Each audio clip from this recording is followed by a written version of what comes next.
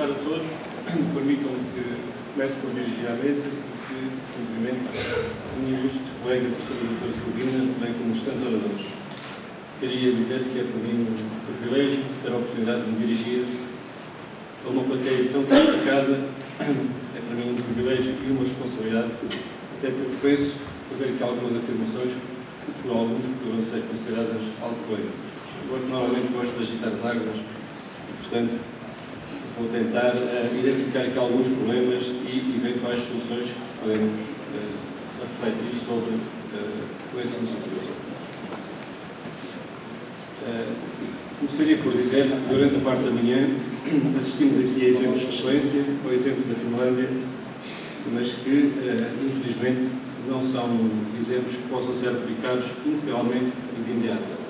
São países diferentes, com características diferentes, com legislações diferentes, com PIBs completamente diferentes e, portanto, poderemos partilhar e adotar algumas dessas soluções, mas o problema não é as soluções não são de imediato aplicadas.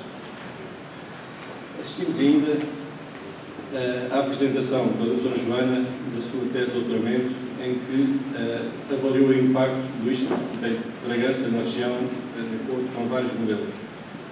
Nas conclusões do seu trabalho de investigação, estima que, durante o ano 2007, a atividade económica gerada pelo IPE de Bragança, segundo um determinado modelo, corresponde a 8,7% do PIB e um multiplicador económico da ordem dos 2,46. Ou seja, por cada euro investido, haverá um investimento induzido de 2,46 euros na atividade económica da região, para além dos impactos ao nível do emprego.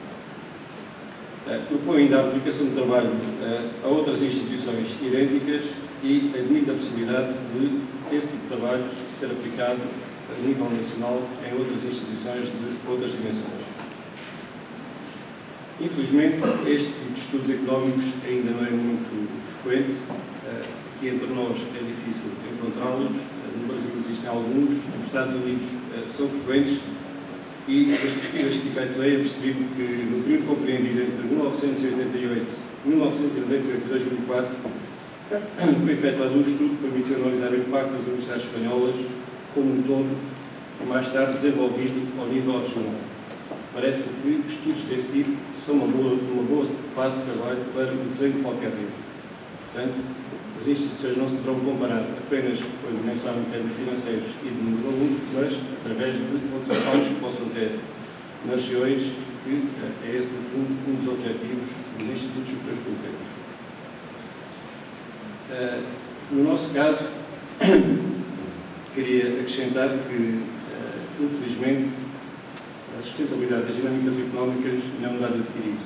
Ou seja, os estudos que são efetuados estão constantemente a ser perturbados e condicionados por a legislação que é publicada, muitas vezes numa ótica meramente economicista e que tem efeitos imediatos, quer no PIB das regiões, quer nos multiplicadores económicos. Com a experiência que tenho das instituições de ensino superior, há 14 anos que estou em comissão de serviço, portanto tenho apanhado contudo, por reformas quase todas, estou em condições de dar exemplos daquilo que vou dizendo. E dou de imediato um exemplo desta situação que disse, de forma como a legislação perturba os estudos, afeta os estudos e perturba o impacto nas regiões. Dou o exemplo,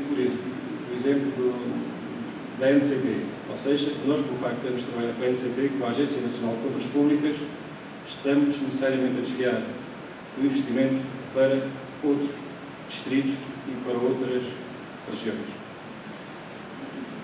Ou seja, não se pode comprar aquilo que se quer aqui no comércio local, temos que comprar através da Agência Nacional de Compras Públicas, que normalmente, que lá está, são as grandes empresas e, portanto, por essa via, diminui-se o impacto das instituições de ensino superior no desenvolvimento económico.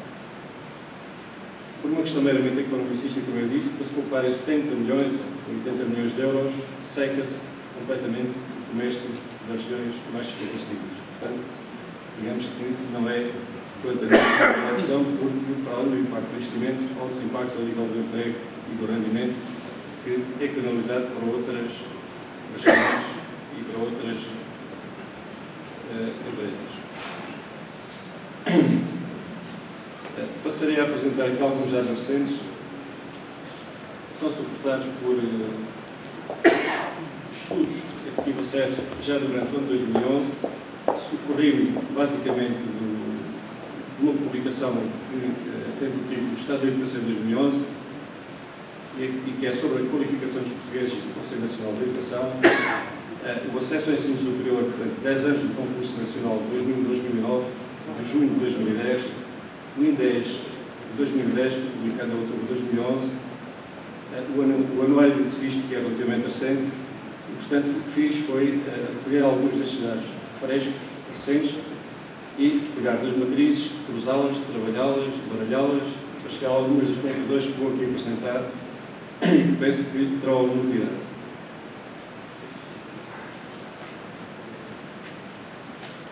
Portanto, proponho abordar basicamente aspectos relacionados com os funcionalismos das dinâmicas económicas e sociais das instituições de ensino superior, na atual conjuntura, identificar e analisar o impacto das reformas mais relevantes da última década e partilhar alguns aspectos que considero importantes no âmbito do processo de reorganização da rede.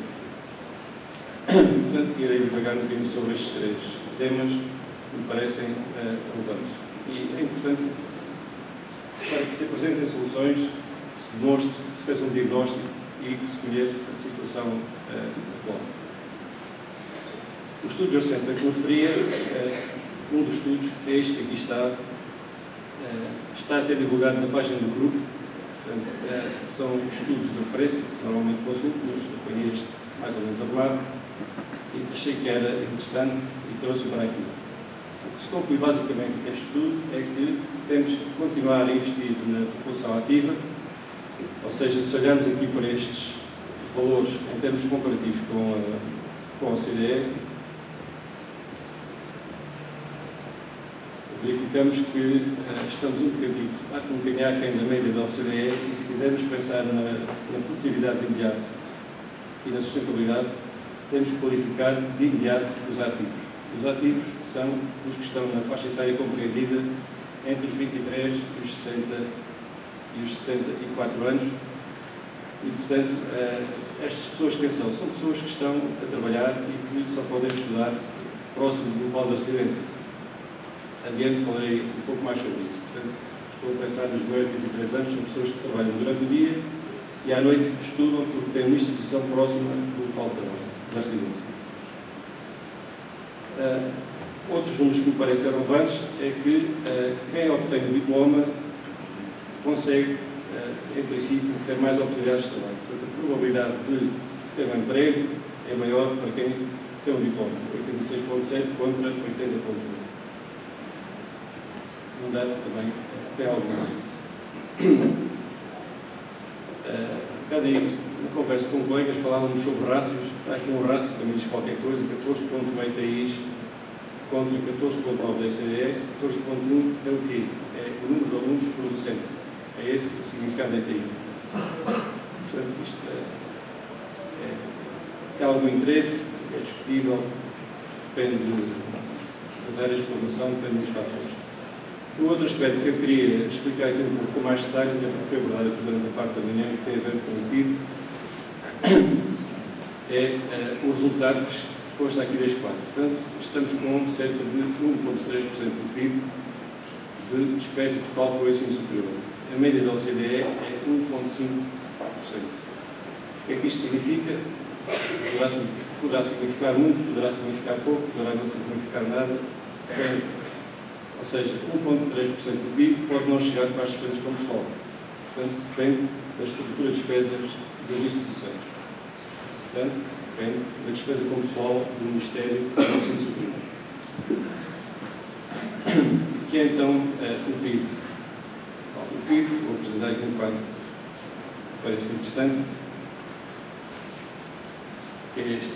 Estão aqui as caras das pessoas que tiveram as intervenções, as responsabilidades e foram os protagonistas de mudança durante um período mais ou menos alargado e que, independentemente das conotações políticas, há períodos melhores, há períodos piores, portanto, não é isso que está aqui em causa. O que está em causa é que, durante este período, o PIB teve a oscilação que ali está. Portanto, de repente, tem este tipo de comportamento. O PIB significa basicamente o quê? O PIB representa a riqueza do país de uma forma absoluta. Portanto, quanto maior for a riqueza, maior é a possibilidade de atribuir financiamento ao ensino superior, maiores são os orçamentos das instituições, maior será o crescimento do PIB. Tivemos aqui vários períodos, com vários protagonistas e, para dar um exemplo, que em 2010 o PIB foi de 190.298 milhões de euros. PIB em 2010, 190.298 milhões de euros. Os dados que eu apresentei no quadro anterior, 1,3% do PIB significa o quê? Significa 1,3% de 190 a 298, correspondendo a 2.559 milhões de euros, dos quais, de acordo com o que estava ali no quadro anterior, 62,1% são transferidos do Orçamento de Estado. E, portanto, o Orçamento de Estado do ensino superior, nesse ano, correspondeu a 1.589 milhões de euros.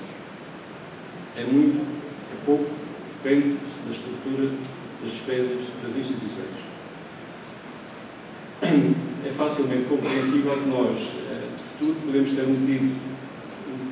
podemos ter uma porcentagem de PIB maior, mas se o PIB for menor em termos absolutos, o que se pode transferir para os ministérios, consequentemente para o orçamento das instituições, acaba por ser menor e poderá mesmo ser insuficiente para fazer face às despesas das instituições. Até porque as despesas, como sabem, cada vez são mais rígidas em função das alterações legislativas que todos conhecemos. Refiro-me concretamente ao regime transitório do Estatuto da Carreira Docente. Aproveito ainda este cronograma que aqui está para me referir às 3 grandes reformas do ensino superior nas últimas décadas. Começaria por identificar aquela que tem mais a ver com o tema de hoje, quanto a mim, e que teve a ver com a introdução do sistema binário através da conhecida reforma Rega-Simão, portanto, nos anos 70, no início dos anos 70. Portanto, só para sinalizar, respondo a esta fase de questão. Mais tarde, nos anos 80, houve a abertura do ensino superior à iniciativa privada, através da reforma do Roberto Carneiro, em que houve, digamos que a massificação do ensino, houve um crescimento exponencial do número de alunos, e só para vos dar um exemplo, que em Beja nós chegamos a ter o Instituto Politécnico de Beja, a Universidade Moderna, o ISPA, portanto o Instituto Superior de Psicologia Aplicada, e o Serviço Social. Chegamos a ter 4 instituições, neste momento temos 1. Ou seja, à medida que o número de alunos vai diminuindo, vai-se extinguindo inicialmente o ensino particular e cooperativo, várias exceções, a Católica e pouco mais, depois poderá passar ao subsistema politécnico e mais tarde ao universitário, como eu demonstrarei mais para a frente. Portanto, segunda reforma, a abertura do ensino superior à iniciativa privada, e a terceira reforma que apresento aqui foi iniciada pela Graça de Carvalho e mais tarde continuada por Maria Gago, que teve a ver com o processo de Bolonha.